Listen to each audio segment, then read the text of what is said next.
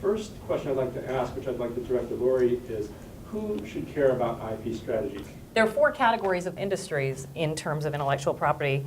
One is certainly smaller companies, private companies, where, as I talked about, the tremendous portion of their value is often in intellectual property and in the team and in the technology.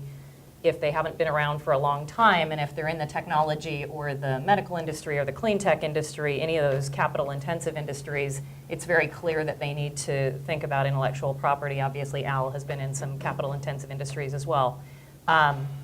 So small companies, if you're going to go out to raise venture funding or strategic funding, very important to prove that you have something that's truly unique and differentiated that has value, and therefore you have a right to be going out and looking for funding at a valuation that you consider appropriate based on what you've truly invented. So it would be first small companies. Also, small companies need to look at using those as chits to be able to go out and talk to the rest of the world, right? If you're a small company and you want to tell people how great your company is, if you haven't protected your IP, you probably shouldn't be out talking to investors or large companies or certainly the press or anyone else out in the world until you have protected what you feel is really unique and differentiated. So first category is small companies. Second category is large companies. So large companies need to have a very solid intellectual property strategy for a number of reasons. First of all, they probably have some terrific internal inventors and researchers. Even if they don't have a lab, they're hopefully innovating every day. And there should be a way to reward those internal inventors, incent them, protect what they have, and then think about, are we going to license? Are we going to use this for cross-licensing? Are we just going to cover our products? You know, there isn't a one-size-fits-all for any company, but they certainly need to discuss it and have a strategy both for incenting employees to develop new intellectual property and then how they're going to use this. Are they going to consider divesting non-core intellectual property in the future? Are they going to consider this in terms of business relationships or licensing relationships like companies like IBM and Qualcomm have done so effectively? You know, what is the overall strategy for the company? And then how are they going to value IP when small companies come to them and ask for licensing or, God forbid, litigation? How are they going to handle those? How are they going to screen those?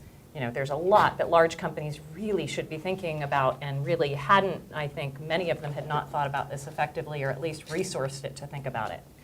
The third category is boards of directors, both of private and public companies. So obviously the boards of public companies need to be able to advise on all those issues I just talked about. Venture capitalists often are on the boards of private companies, and I think there have been few venture capitalists, aside from those in the semiconductor industry and healthcare, that really understood these issues. I think in the software industry, a lot of the VCs do not have a terrific understanding of patents, and in fact, advise their entrepreneurs not to waste money on filing patents. And I think in the European market, you have the same prevailing wisdom that it's not worth the money. And yet we get companies like that at Growth Point who say, okay, I'm ready to go out for an M&A transaction. And one of my first questions is, great, how many patents did you file? And they said, you know, sorry, we weren't planning to litigate or, you know, sue anyone. So of course we didn't file patents. And we hear that a lot. The fourth category is universities. And I think you're seeing a lot of interest now for universities to be as forward-thinking as universities like Stanford, which we have in our backyard, which is how do we reward our researchers and scientists and students and faculty when they come up with a great idea? What if they want to spin it out into a startup? How is the university involved? For how long? What's our relationship going forward? How are we dealing with the splits? What do we do if we can't patent everything in our own Office of Technology Licensing?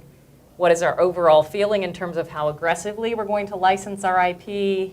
How much are we going to fund the Office of Technology Licensing? All those kinds of questions are at universities as well. So pretty broad swath of people who really should be thinking about IP strategy.